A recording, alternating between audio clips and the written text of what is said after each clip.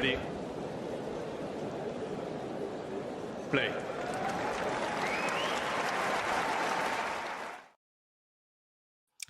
Good afternoon, good evening, good morning, Brian. How are you? Good morning to you from where I sit here in North Carolina, United States. Doing well. Watched a little United Cup last night, and glad to be back on your podcast after chatting Andrei Rublev in detail. We had a good time doing that a couple weeks ago. We did. And Rublev, of course, will be in action next week, I think, in Adelaide. That field is stacked, by the way. Just written a piece on the website, actually, about that and about Djokovic's arrival in Australia. So do check that out when you can, talking-tennis.com. But we're not here to talk about that. We're here to talk about the United Cup, as you said. Obviously, with us in different time zones, actually, it can work out quite well for a show such as this because you get to see what is the nighttime action for you, and I get to see what is the morning action for me, if you like, and that bookends the two parts of the tournament. Tell us about what you saw anyway yesterday for you. Yeah, I started the action at 8 p.m. Eastern time here in America with Taylor Fritz, coached by Mike Russell, a buddy of mine. We had a funny chat by DMs last night about the fact that he's not wearing his sunscreen indoors, which I find to be a travesty because everybody loves to see Mike Russell in his sunscreen at last year. We saw that in full effect at Indian Wells in Miami. But all joking aside, I really love what I saw out of Taylor Fritz. This is a guy that I think has really changed his mentality, kind of a young kid, right, in 2020, early 2021, and things really got moving for the young American. He clearly is right now the best player in the world from the United States. And I think that has really taken him to another level working with Mike Russell. And a really routine win over Yuri last night. I thought, when you go into the United Cup and these type of events, there's so many different nuances, and it's really hard to handicap these matches. And I just wanted to see Taylor Fritz come out, play tough, be focused, roll through this match, represent America very well. And he sure did. I mean, again, just didn't expect it. And the one thing I love about United Cup, John, is I love the booth or whatever you want to call it, where all the players and coaches are hanging out courtside. It has a very, very good team aspect to it. You have the benches in soccer and basketball and football. I think we need somehow more of that in tennis, where there's a team of coaches and teammates right on the court, as we see in Davis Cup. We see it at Labor Cup. We see it at this event. So, yeah, I liked what I saw out of Fritz. And, obviously I saw Maddie Keys play most of her match. Again, another person from America on the ladies' side who you just don't know what you're ever going to get out of Maddie Keys. Sometimes she's capable of beating somebody ranked number 2 in the world and then follow up at the match, losing to somebody that just barely qualified for the event. So, very good performance by this team. I think they're probably somewhat of a favorite to win. I know you like the USA. I like Switzerland as a dark horse. This is a good team out there. Okay. I mean, they got some really good women, but very, I'm not super pumped. I'm not like this is huge. I really wish that the USA would have better results in Billie Jean and in Davis Cup. But hey, let's just keep rolling with this, and let's hope that they emerge. Yeah, I mean, just addressing a couple of points you made. First of all, the benches, I do like it and I do want it. But there was something about Tim Henman on the British team's bench. Sometimes, afterwards, he got asked, I think by Jim Courier in his on-court interview afterwards saying, are you getting paid by the word that you say? Because we're just hearing you talk all the time. And I think sometimes it's good, but often if it's just the same words, it's like, don't forget to keep your feet moving. Stay aggressive, Noz, when he's talking to Norrie. And I don't know, for me, there was an element but it is specific. An element with Henman, I was feeling a bit cringy at times, but I do want it. And I agree. I think, especially for a team event, we do need to mix things up. We don't want to just have the same thing all the time. Otherwise, I think I did find that with the United Cup, the Davis Cup, and a few other cups that were going on, they were all sort of merging and blurring into one. But if we can distinguish between each one, that's great. Back to Taylor Fritz, though. I am like you. I am big on the American. I can easily see him finishing top 5 come the end of next year, and I can easily see him being a threat at pretty much every slam, with perhaps the exception of Roland Garros, and I'm really big on his chances for Australia. But I've been burnt before. I was big on his chances in New York. I thought he'd get to at least the quarters there, and he goes out in the first round. So there's that asterisk to bear in mind. But I saw the highlights from this match against Lehecka, and he was on fire. And I tell you what, if he carries this form on, and don't forget, I think he was probably the second best player at the ATP Tour finals in Turin. He didn't make the final because he happened to run into a certain Serbian in the semis. But yeah, I'm like you. I'm big on Fritz.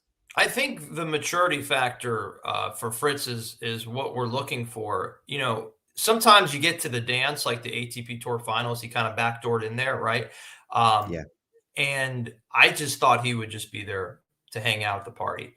No, he was really involved in the party, which to me was very exciting. You thought he was the second best player out there. I would agree. Yeah. I mean, boy, did he have his chance to beat Cam Norrie. She's not Cam Norrie. Casper Ruud.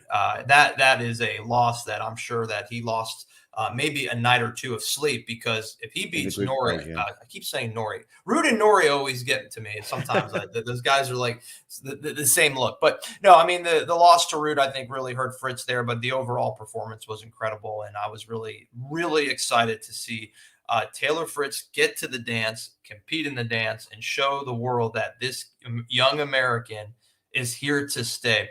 So yeah, I love what I saw last night, and let's just keep it going with Taylor Fritz, man. I'm pumped. Yeah, Ruda is someone I get confused with Runa over, but that's a bit more explicable given the names. Yes, that's close in name. Yeah. Fortunately, they neither, or at least Runa is not competing here, because Runa is also in that stacked field that we mentioned before in Adelaide. He's there along with those other players we mentioned, such as Rublev and a few others, Medvedev, of course, as well. But anyway, back to this tournament. There was another match on sort of in the earlier part of the day, which I, of course, was sleeping for. But this is probably the standout result of the day, with Trevisan getting thrashed 2-0 against Haddad Maia. I did see a few Italians tweeting their displeasure at this result. They did get it back, though. Fortunately, they've got Musetti, so they've got a pretty good team. They would be thinking to themselves that they should be getting at least to the semi-finals in this tournament, and Musetti getting things back on track there. It was the only match, by the way, that ended all square. Every other match basically end up with a commanding lead for one team or another, as you can see here with the 2-0s for Switzerland, in the favor of Switzerland, Britain, France, but also Team USA, which we touched on earlier. Greece as well, though, but it wasn't looking quite so comfortable for Greece with after they won their first matchup. But the big one that everyone was looking forward to, unfortunately, was on at a very convenient time for me this morning, and I managed to catch it, was Tsitsipas against Dimitrov. The first set going the way of the Bulgarian, but Tsitsipas pretty much from the second set onwards was really good. I mean, the second set, actually, both players were comfortable on serve, but Tsitsipas took a really good early advantage, I think 3-love in the tiebreak, and never let that go. So Tsitsipas is somebody where there's question marks about him, particularly after a hit and miss 2022, shall we say. So he'll be looking forward, and that's a really good win against Dimitrov. What do you think?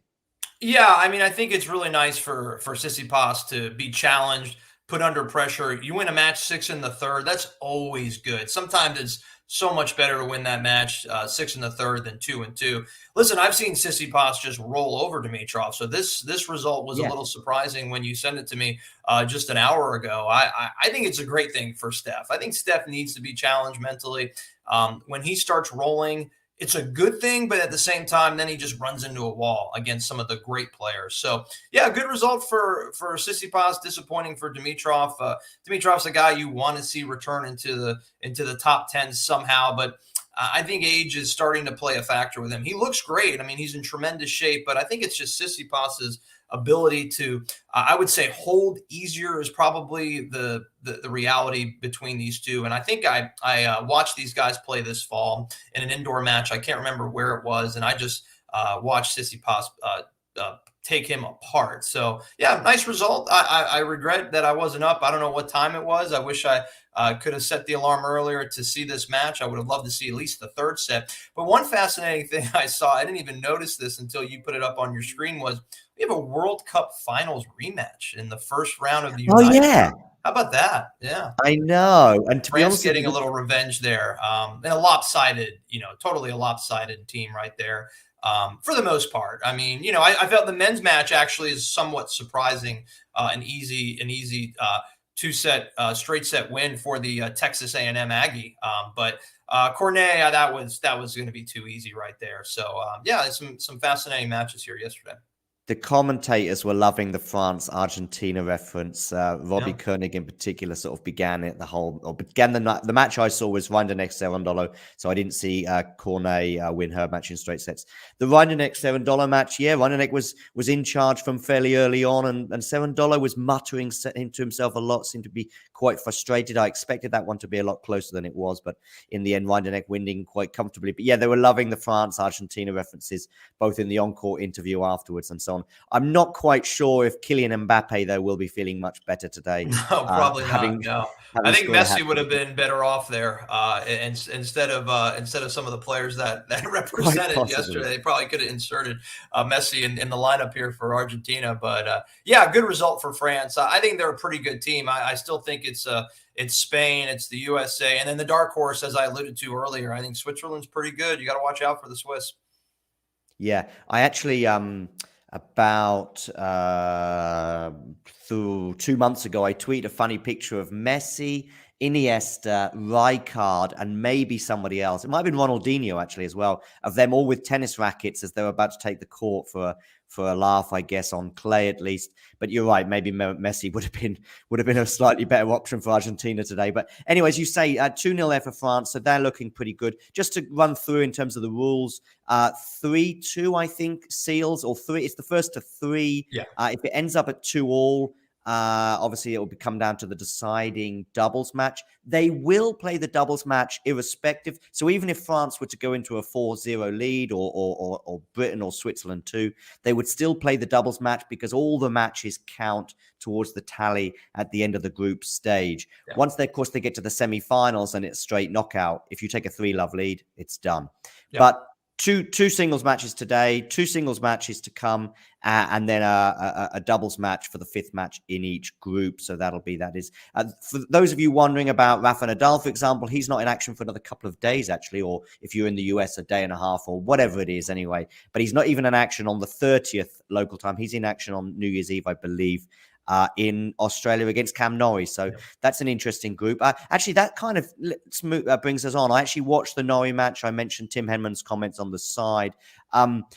De Minaur is an interesting one. He's a last-minute call-up and sort of did seem off the pace to some extent. I guess Cam Norrie might be the slight favourite in that matchup, but you might expect it to be closer. But coming back to a couple of things you mentioned before when we were talking about Tsitsipas and stuff, I do find that players like Tsitsipas and to some extent Fritz, having had those exhibitions, if you like. So Tsitsipas is now really into things, if you like. He's had 2 exhibitions back-to-back, and they were pretty competitive, and he's gone then straight into the United Cup. He's barely left our TV screens in the last couple of weeks, especially if you've been on YouTube. So he's there, if you like. I think players like Nadal, for example, who's not obviously played, he played some exhibitions in November, but hasn't really been competitive since the beginning of November.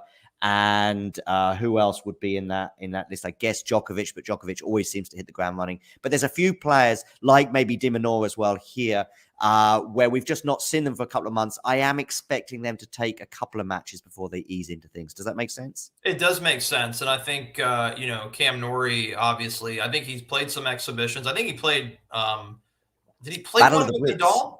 There was a Battle of the Brits. Battle of the Brits, yeah. Ago. Yeah, and I think, again, I get Ruud and Norrie confused. I think it was Ruud who played an exhibition with Nadal. But, yeah, yes, De Minaur is really tough. This result is a little surprising, especially the home country behind you. Disappointing, sure. I think, but like you said, you got to get your feet wet. If you haven't competed in 30 to 40 days, I don't care how good you are, the ball is going to travel faster. You're not going to get into the match immediately. And this result of Cam Norrie winning 3-3, it's not shocking, but you would have hoped for a better match. You would have hoped for possibly 3 sets, maybe a tiebreaker, at least in one of these sets.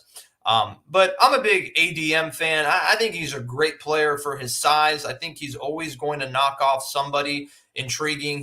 The match against Medvedev was thrilling back in the fall. That was a huge upset. I think Medvedev owned him for the last few years. So de Minaur is very capable. Unfortunately for this country, not so much last night. And I think you have to factor in the Kyrgios deal, right? I mean, when Agreed. you're de Minaur and you're not expecting to play this match, there is a psychological disadvantage there. So Kyrgios really changing the dynamic, I believe, when he made his decision 48 hours ago that he wasn't going to play. That tilts it probably into the favor of England. I completely agree. I think you put Kyrgios in there, and then Australia. We're all making mistakes today, but at least I'm getting the same letters muddled up. There you go. Australia, for me, are very much contenders, not just for the semi-finals, but perhaps even the title. That's how much a difference one player can make, especially when it's just sort of 4 players in a team, so to speak. I think Leighton Hewitt, by the way, might be under pressure in terms of his position. Obviously, just having lost the Davis Cup final to Canada. Canada, by the way, you might be wondering, where are they? Well, I have no idea, because for me, Canada, if they were in this tournament, they'd be favourites, but they aren't even in it. But anyway, there we go. That's a separate issue. I did touch upon that yesterday. But yeah, Leighton Hewitt, I think, could be under a bit of pressure if they were to bomb in this tournament, especially with the home crowd. Oh, Cam Norrie made a funny comment about the home crowd afterwards. He said, yeah, it's obviously difficult. de Minaur's a good player, in his homeland. And a quick nod to the crowd who were sort of cheering and making noises on every serve every time I was doing the ball toss. So I think had Cam Norrie not won the match, he might have been a bit more bitter about that. And at that point, that was when I think also Tim Henman got involved in the interview and mentioned, I think it was Jim Curry, as I said, mentioned him. Katie Swan winning that, so that makes them in a 2-love lead.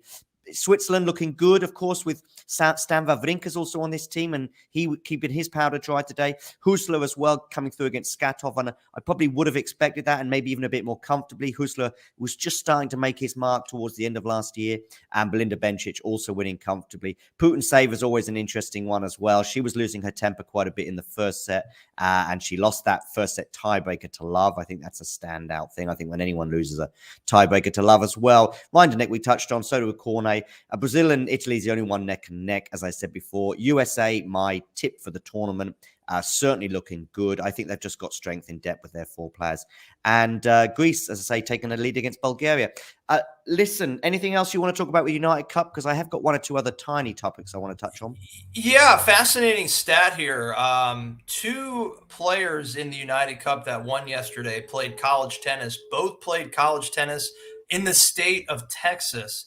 So, yeah, that's an interesting stat. So we have Arthur out of Texas A&M and we have Cam out of TCU. So I'm a huge advocate of college tennis. I watch it.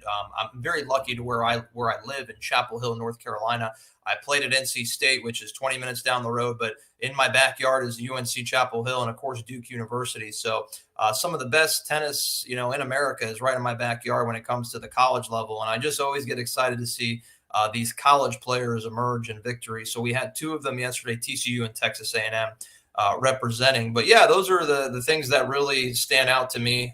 Excited to see Bublik play. He's the captain. Does he have any advice for his teammates, or is he just going to tell them to drink beer and let's just move on to the next tournament? That's going to be interesting to see. Yeah, some of the captains actually are a bit interesting. Tsitsipas, his younger brother, is the captain of the Greek team. Anyway, there we go.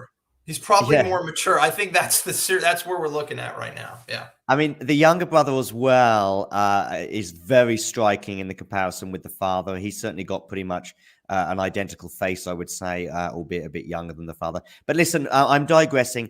Listen, there was one other tiny little episode or issue that I wanted to touch on before we leave, which is Djokovic has given a press conference, if you like, albeit on court, which is kind of unique. I've seen a few of these in Australia in the last couple of days where they're actually on court for a pre-tournament press conference. What are your thoughts on him being back in Australia?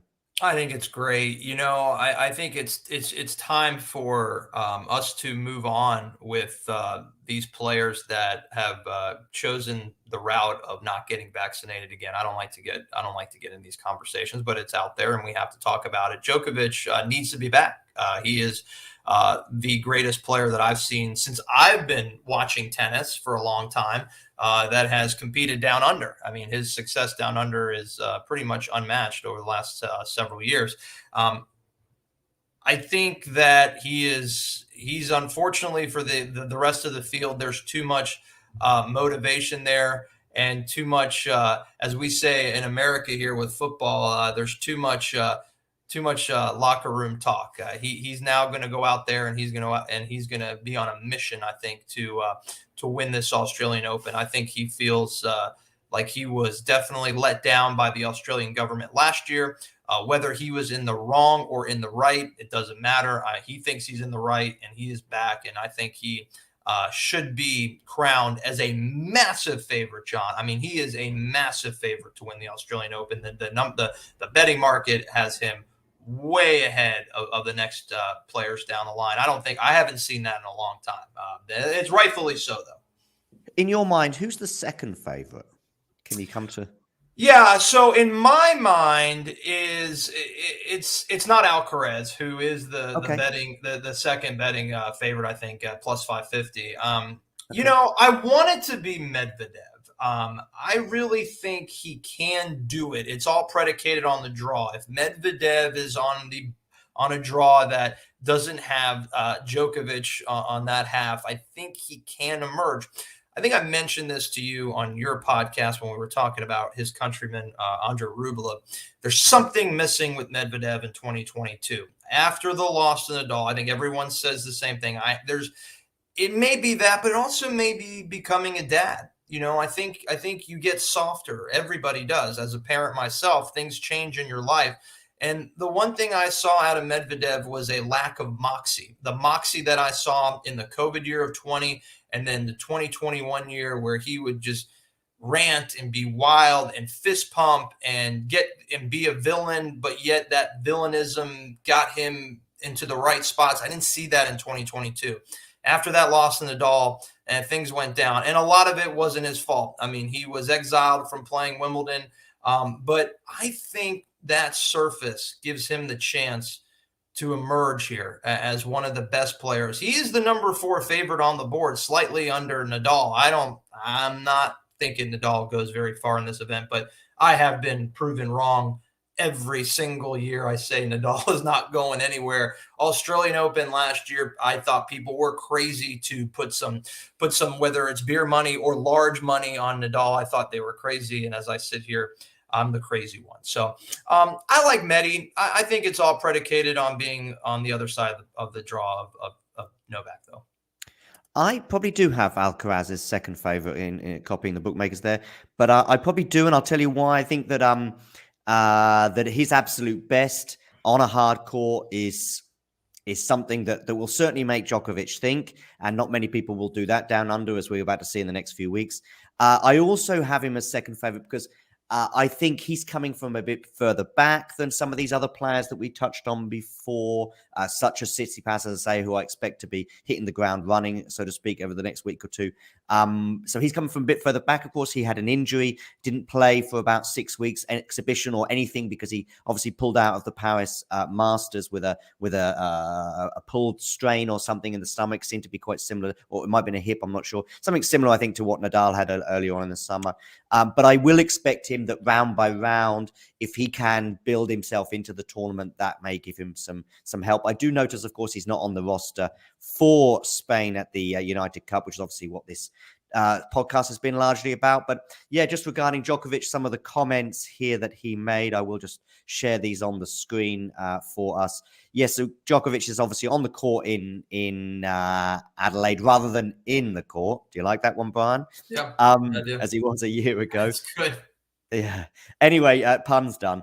Yeah, so he's obviously really pleased. Listen, he said, coming back to Australia shows you how I feel about the country. He's very excited to be here, where, of course, he's had a lot of success, including 9 Australian Open titles. Yeah. He actually won just his 3rd ever ATP Tour trophy in Adelaide at the tender age of 19. Wow. And he's won 88 titles since then, which tells you he's had a pretty good career. So anyway, he's obviously pleased to be back in Adelaide after 15 or 16 years. So he feels good to be in Australia, as we can see from these comments. But that draw is stacked. I mentioned, I think before, Medvedev, Felix, Andre, Holger Rune as well. There's another top player as well, top 15 player. I thought Sinner, I think, is there as well. Interestingly, Sinner not playing United Cup. And I think this tournament will give you a better idea of where you're at in a way, because you could be just in a poor team at the United Cup and not play enough tennis. That's the problem with a team tournament, that out of your hands. And anyway, there we go. But Djokovic obviously will be hot favorite. Any final comments before I bring this to a close, Brian? A lot of people are high on Sinner.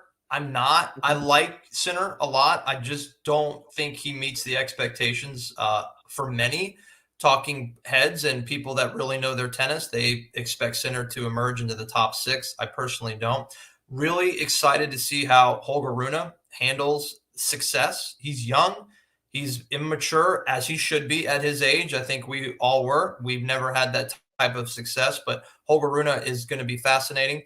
Alcaraz, I think, is mature enough to handle what has transpired. His injury is fascinating to me. You like him as the second favorite. That's fair. You should. I mean, he is the number 1 seed. There's no reason why he should not be. I'm a little concerned about his injury. His talent level is just ridiculous. There are people talking about that he is, or I mean, it's getting out of hand. He's better. He's going to be better than Nadal. We don't, let's hit the brakes, right? I mean, we got to hit the brakes here. I'm not sold on that quite yet, but, I hate the fact that Australia is where it's located on the planet, because I miss a lot of the matches.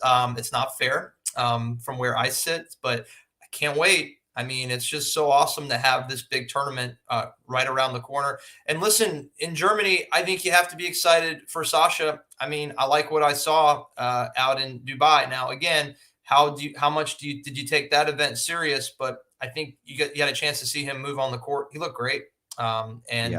I think with the right draw, why not go deep? I mean, we're not expecting semis or finals, but man, anything round of 16 or better is a great start to his 23 campaign.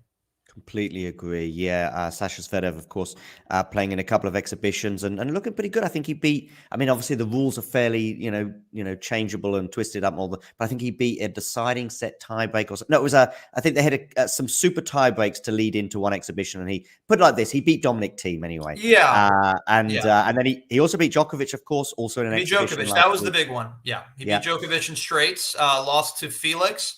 But listen, I think that you can't play hurt even in an exhibition. Djokovic is not going to let you beat him, right? Or feel sorry for you. I didn't see the match, but I'm going to assume that Zverev just played really well, and Djokovic may not have given all 100%, but he's not laying down. And I'm really impressed with what I saw at Zverev.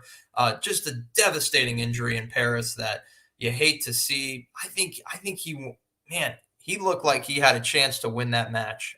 He did. And I think would probably be the betting favorite over Casper Ruud, not Cam Norrie, in the finals. But life goes in different directions, and, we'll see how he does this year. Indeed, I would echo all of those sentiments regarding Zverev. And I think, obviously, if he hadn't had the injury, we'd be looking a lot more ambitious for him. But I think a second week, a fourth round or further for him would be another step towards recovery, if you like. Hey, listen, he may surprise us and go even further. But listen, I want to say a big thank you to you, Brian, for coming along quite spontaneously today. I'm sure we'll be seeing you in the coming days and weeks again, hopefully at convenient times, at least for you. And thanks for stopping by, Brian. It was a pleasure. Can't wait to come back again. We always have a good time. We certainly do. And hopefully, audience, I'll get my Australias from my Argentinas, my Ruuds from my Runas, and Brian will also manage to separate Ruud and Cam Norrie. That's asking way too much. Now, give me a little credit here. Both have the first name of the first letter RC, so I get a little bit of a pass there, right? Ruud and Norrie, tiny pass. I think Rune and Runa is a bit more explicable. We can debate that on another podcast, which is more of an egregious mistake. But I appreciate your time. It was a blast. Brian, thanks once again, and I'll be seeing everyone else very, very soon. If you enjoyed this video, make sure you hit that like button. Don't forget to subscribe and click that notification bell so you don't miss out on all things tennis.